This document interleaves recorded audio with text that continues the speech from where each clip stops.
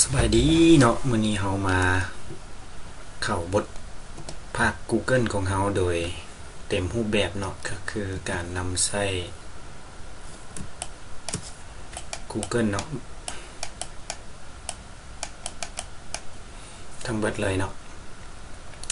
แต่จากนี้แม่นเฮาจะเริ่มต้นด้วยการตั้งอีเมลเนาะตั้งอีเมลแล้วก็นำใช้อีเมลตั้ง Gmail เนาะคันสิว่า Gmail แล้วก็การนำใช้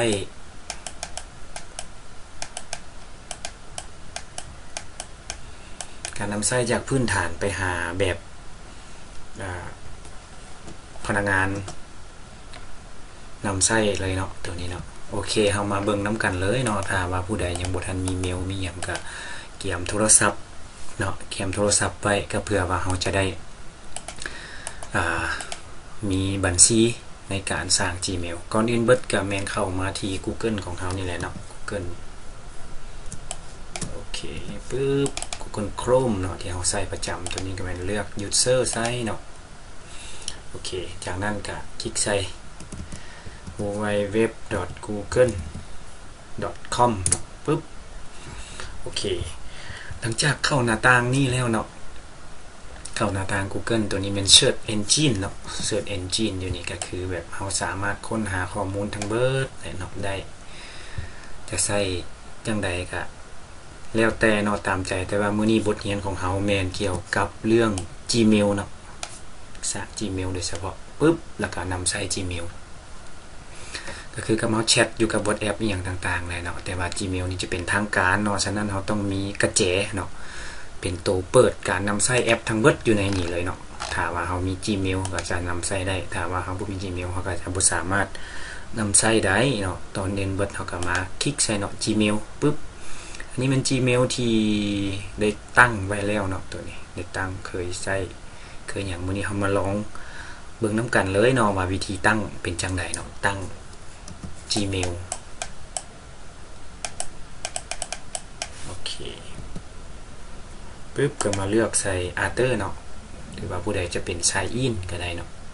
ตัวนี้มันจะเป็น Create Account เนาะตัวนี้ Create Account ปึ๊บคลิกใส่แล้วเลือกเป็น My Personal Use เนาะตัวนี้มันเฮ็ดให้ลูกให้หลานให้พ่อให้แม่เนาะแต่ว่าตัวนี้มันเป็นแบบห้องการเนาะมี3อันแต่ว่าที่เฮาจะใช้นี่ละแม่นตัวนี้เนาะปึ๊บโอเคเลือกใส่ Create Account เนาะแล้วมาเลือกใส่ For My Personal Use โอเคจากนั้นก็มาตั้งชื่อเลยเนาะตั้งชื่อจะเป็นภาษาอังกฤษบ่ภาษาลาวเนาะก็ลองตั้งไปโอเคอาจารย์ตั้งชื่ออาจารย์โอเค last name เนาะเฮาสิใส่หยังก็ได้ใส่นามสกุลอาจารย์ใช้ชื่อลินซะเนาะโอเคปึ๊บจากนั้นเฮาก็ next ขั้นตอนนี้ก็แม่นวันเดือนปีเกิดเนาะเพศโอเคคันเดือนปีเกิดอาจารย์จะเซ็นเซอร์หน่อยนึงเนาะตัวนี้ไม่ได้เฮาเลือกใส่เลยเนาะเดือนก็แม่นเดือน6เนาะปึ๊บโอเคอันนี้แม่นวันเดือนปีเกิดเพศแล้วจากนั้นก็คลิก next เนาะอาจารย์ขอเซ็นเซอร์ไว้หน่อยนึงเนาะแล้วเฮาก็มาเฮ็ดไปนำกันเลยโอเคเนาะหลังจากที่เฮาคลิก next ปึ๊บแล้วมันจะตัวนี้แม่นมันจะตั้งให้เฮาเนาะชื่อตัวนี้มันจะตั้งให้เฮาจะเอาตัวนี้บ่หรือจะเอาตัวนี้อันที่1หรืออันที่2เนาะมันตั้งให้ถ้าเฮาบ่อยากเฮ็ดเนาะก็ให้มันตั้งเฮาบ่อยากอันนี้ก็ให้มันตั้งให้ก็ได้แต่ว่าอาจารย์จะเลือกเองเนาะก็คือใส่เป็น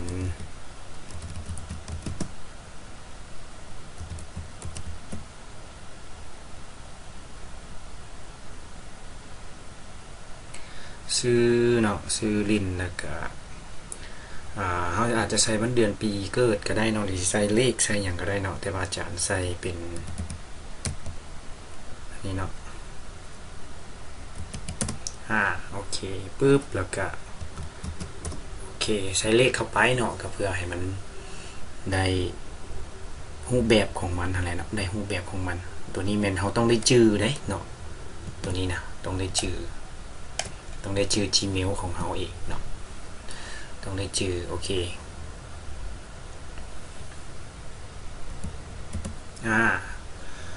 ปึ๊บตัวนี้คันผู้ใด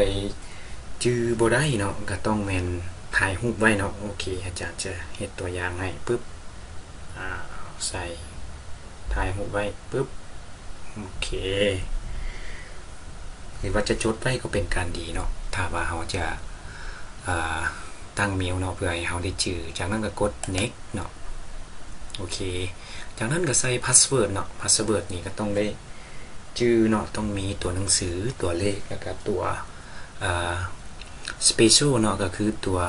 @บอตัวซีเรียมตัวดอลลาร์อย่างต่างๆเนาะก็แม่นให้เฮาเลือกใส่ตามใจอันนี้อาจารย์ก็จะขอใส่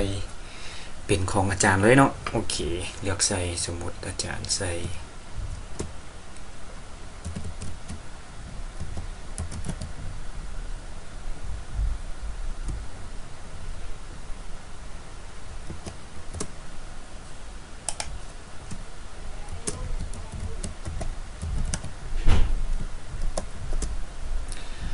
โอเคเนาะหลังจากที่เฮาใส่แล้วก็มีแต่อยากมาเบิ่งก็กดตัวนี้เนาะเพื่อเฮาสิเห็นแต่ว่าอาจารย์จะบันทึกเนาะแล้วก็ถ่ายรูปไว้ขอเบลอแป๊บนึงเนาะหลังจากที่เฮาพอใจแล้วเนาะเกี่ยวกับรหัสของเฮาเนาะรหัสนี้แล้วแต่เฮาสิใส่เนาะเฮาสิใส่สมมุติว่าเฮาใส่ตู้เนาะใส่ตู้เนาะแล้วก็ปีเกิดของเฮาบ่ปี2000สิเนาะแล้วก็เอาตัวอักขระใส่เนาะก็คือตัวพิเศษเนาะอาจจะเป็นตัวดอลลาร์บ่เนาะหรือว่าสิเป็นตัวเปอร์เซ็นต์บ่เนาะตัวนี้ก็ได้แล้วแต่เฮาต้องการแต่ว่าสำคัญแล้วแม่นเฮาต้อง remember เนาะหรือว่าจื้อให้ได้เนาะโอเคปึ๊บอาจารย์คลิก next ขั้นตอนนี้สำคัญเนาะแม่นต้องได้เอาเบอร์โทรของเฮาเนาะเป็นตัวยืนยันเบอร์โทรของเฮาโอเคอาจารย์จะเอาเบอร์ใส่เนาะอันนี้แม่นเฮาเบอร์เฮาก็ใส่ตามเบอร์ของเฮาเลยโอเคเดี๋ยวอาจารย์เอาเบอร์ของอาจารย์ใส่โอเคเนาะเฮาใส่เบอร์นี้มันได้ตั้งเรียบร้อยแล้วเนาะมันก็เลยบ่สามารถที่จะตั้งได้อีกเนาะคนส่วนหลายก็จะเป็นแบบนี้เลยเนาะดังนั้นเฮาต้องไป remove ตัวเก่าก่อนเนาะถ้าว่าเฮาอยากจะตั้งตัวนี้แม่นถ้าว่าผู้ใดคลิก next เนาะมันก็จะผ่านไปแล้วก็ถือว่าเป็นการสำเร็จในการตั้งอีเมลขั้นตอนนี้ก็ถือว่าสำเร็จแล้วเนาะในการตั้งอีเมลเหลือแต่อันเฮาได้รหัสยืนยันจากโทรศัพท์ก็ถือว่าสำเร็จโอเคบัดนี้เฮามาเริ่มเข้าสู่ขั้นตอนการนำใส่อีเมลเนาะเดี๋ยวอาจารย์จะพาเข้าอีเมลเลยเนาะตัวนี้คือสิบ่ได้แล้วปึ๊บโอเคปึ๊บเอามานำใส่อีเมลเลยเนาะตัวนี้เนาะ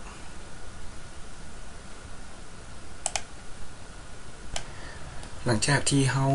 ตีนี่เนาะอีเมลของเฮาใส่แล้วเฮาก็ใส่พาสเวิร์ดจากนั้นเฮาก็คลิก next เนาะโอเคถ้าขั้นตอนนี้เนาะมันก็หมายถึงว่าเฮาใส่ที่อยู่ใส่หยังของเฮาแหละก็เฮาสามารถสกิปไปได้เนาะบ่จำเป็นเฝ้าใส่ก็ได้โอเคตัวนี้ก็แม่นให้เฮาได้แอดพิกเจอร์แอดหยังต่างๆเนาะก็บ่เฝ้าก็ได้สำคัญแม่นเฮาต้องเข้าหน้าGmail เฮาให้ได้เนาะว่าโอเคเนาะเข้ามาขั้นตอนอีเมล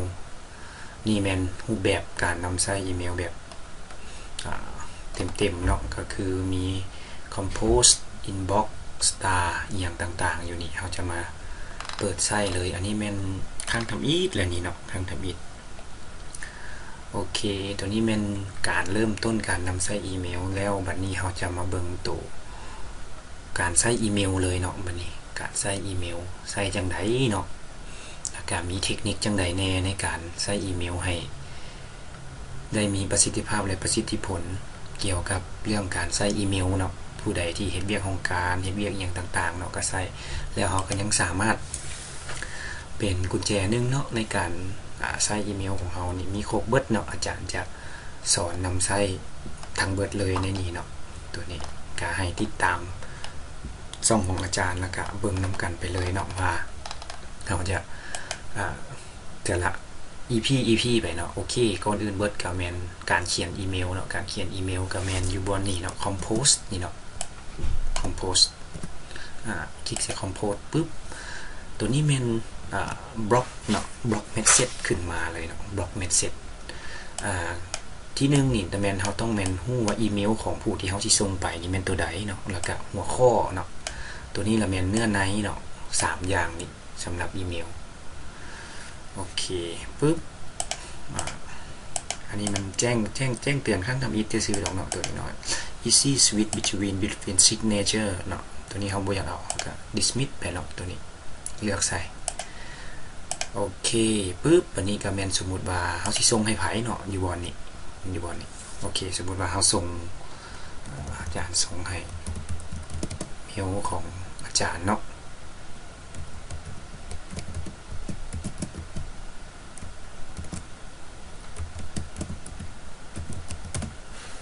สมมติว่า Gmail ตัวนี้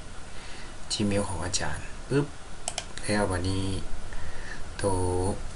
subject เนาะเอาอย่างกับเป็นการhomework สมมติว่า homework เนาะส่งเรียกบ้านบ่อีกต่างๆหรือว่าการเรียนเนาะตัวนี้เป็นเนื้อในเนาะเนื้อในเอาสิเขียนเป็นภาษาลาวก็ได้เนาะนี่เนาะสบายดีก็ได้เนาะโอเคอีกต่างๆปึ๊บ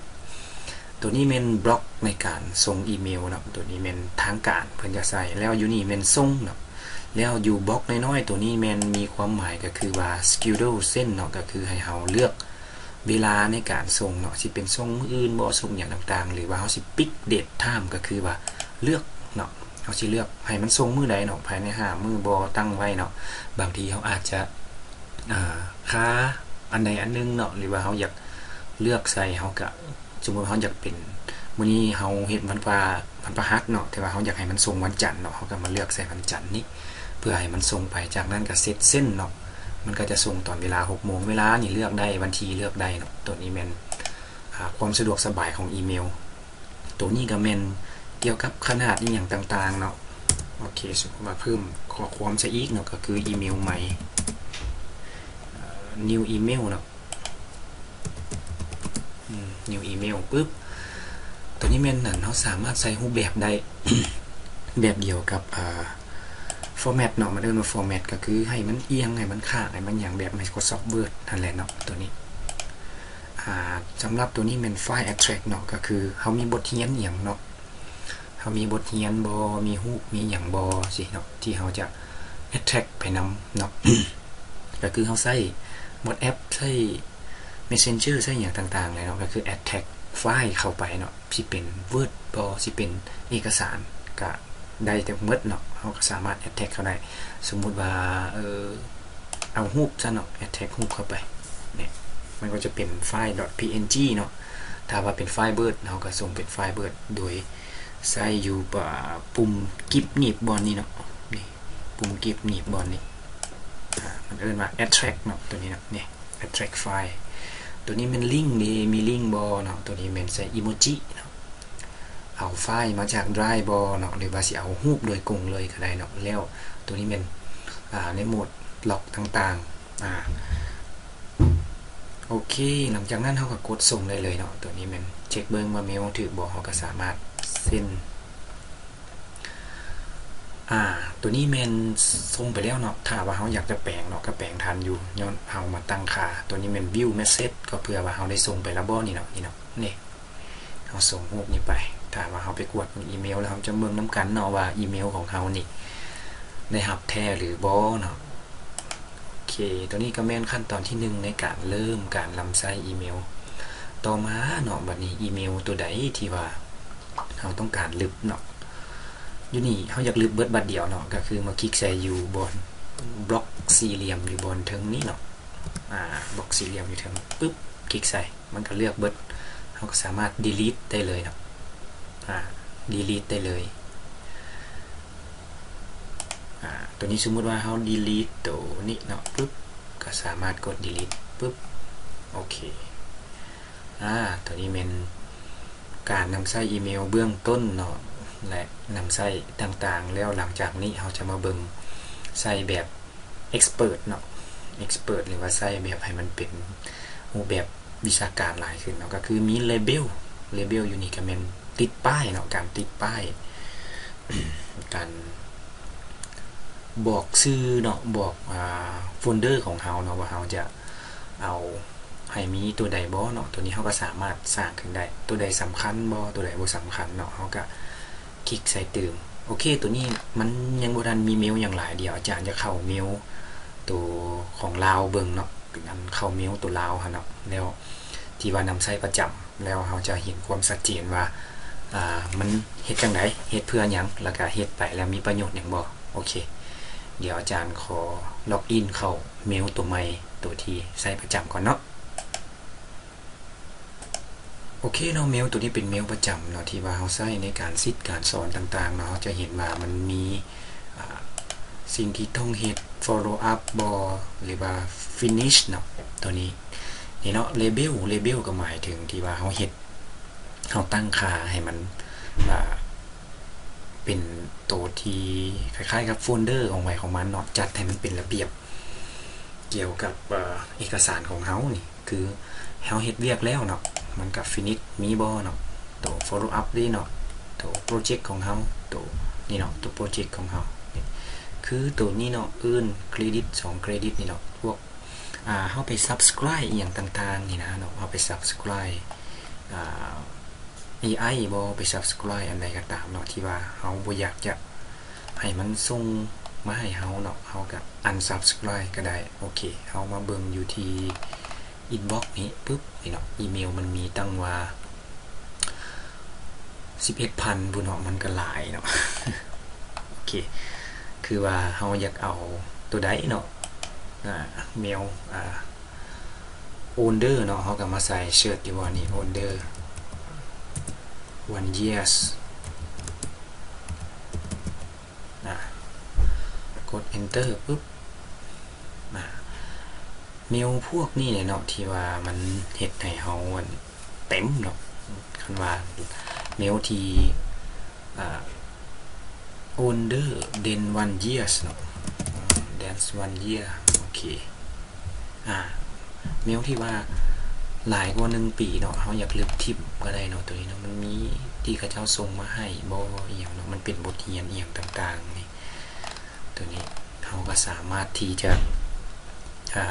เลือกลบได้เนาะตัวนี้เลือกลบได้อันนี้เป็นหนังสือพิมพ์ซื้อดอกเนาะที่ว่าเฮา subscribe ไว้แล้วเฮาก็สามารถลบโอเคบัดนี้เฮามาเบิ่งว่าเฮาจะเฮ็ด label จังซี่จังได๋เนาะ label จังซี่ก็คือเฮาเลือกว่าตัวใดสำคัญบ่ตัวใดบ่สำคัญตัวนี้ก็มาคลิกเนาะปึ๊บเฮาก็มาสร้าง label ขึ้นเนาะปึ๊บสมมุติว่าตัวนี้เป็นของปี2025ปี2025แล้วตัวนี้เด้เนาะเฮาสิเอาเข้าบ่ตัวนี้บ่เลยเฮาสิสร้างใหม่เฮาก็ create เลยเนาะปึ๊บนี่มันจะขึ้นมาถ้าเฮาอยากจะเปลี่ยนสีเนาะก็มาคลิกใส่อยู่บน3เม็ดนี้เนาะแล้วมาเลือกสีนี้เฮาสิเอาสีใดเนาะปึ๊บสีเหลืองมีแล้วสีเขียวโอเคสีเกือบเบิดเนาะตัวนี้เอาสีเทาซะเนาะตัวนี้มันก็จะขึ้นมาเนาะ2025ตัวนี้เฮาอยากให้มันโซบ่เนาะหรือว่าบ่ให้มันโซอยู่ในนี้ปึ๊บตัวนี้มันก็จะขึ้นมาหมายถึงว่าเฮาสร้างโฟลเดอร์นึงเพื่อมาเก็บอีเมลโดยเฉพาะเลยเนาะในขั้นตอนนี้ถ้าว่าเฮาอยากจะจัดแจงเนาะอยู่นี่จัดแจงอีหยังต่างๆก็แม่นให้เฮา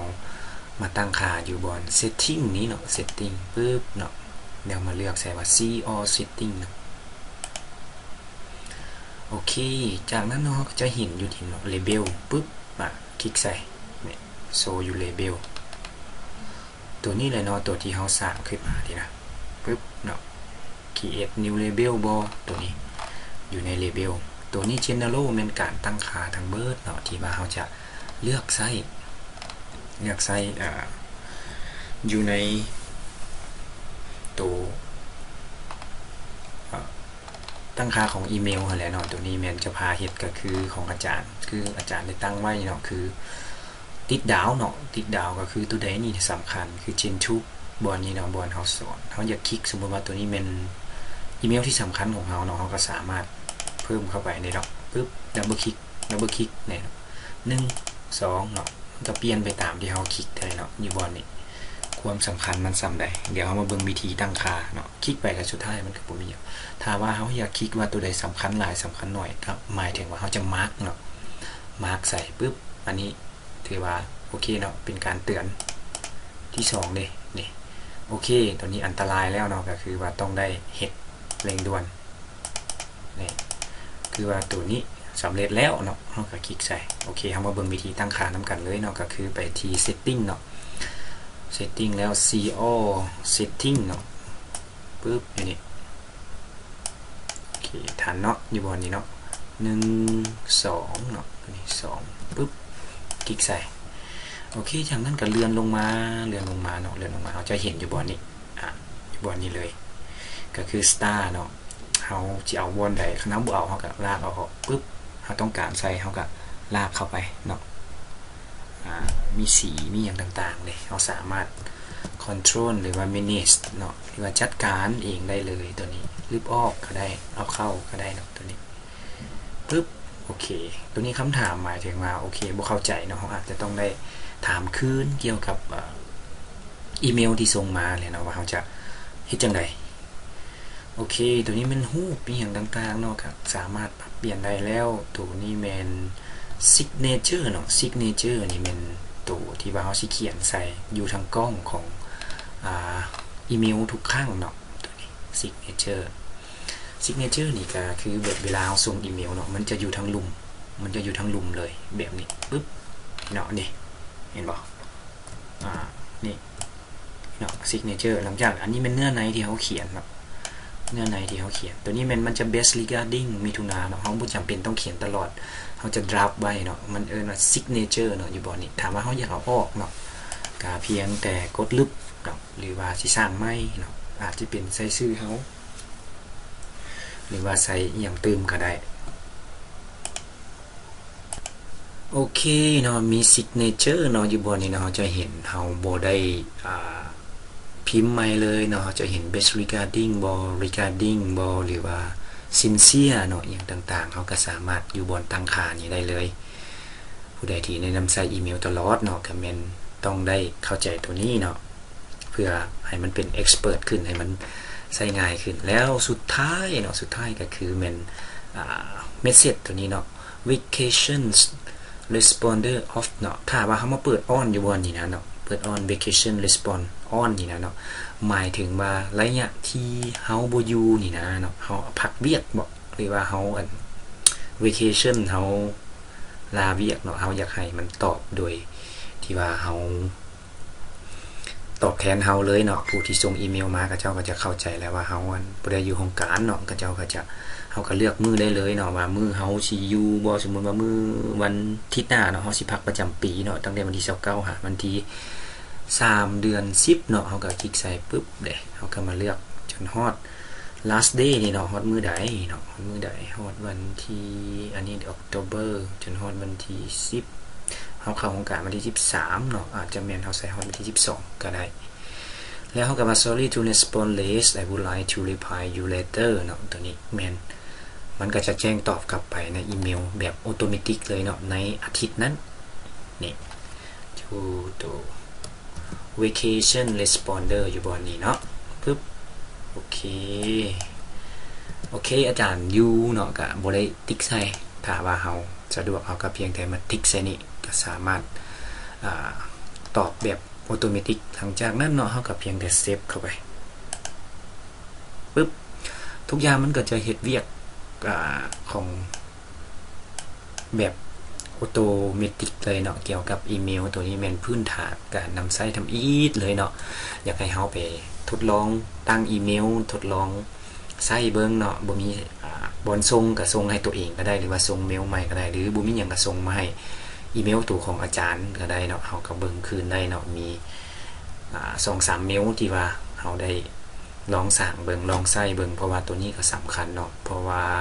เฮาไปเฮ็ดเวียกเฮ็ดงานแม่นเป็นตัวเริ่มต้นในการนำใช้เลยโอเคเนาะถ้าว่าเฮาเข้าทุกครั้งแล้วเฮาต้องได้ล็อกเอาท์เนาะล็อกเอาท์ออกปึ๊บเนาะคลิกใส่อยู่บนรูปเนาะคลิกใส่อยู่บนรูปนี้แล้วเลื่อนลงมาอันนี้มีหลายเมลเนาะอาจารย์มีหลายเมลแน่เนาะตัวนี้แม่นใช้เอาออกเนาะปึ๊บ หลังจากที่เอาซ้ายเอาออกแล้วเนาะก็ถือว่าสำเร็จเนาะโอเค complete เนาะ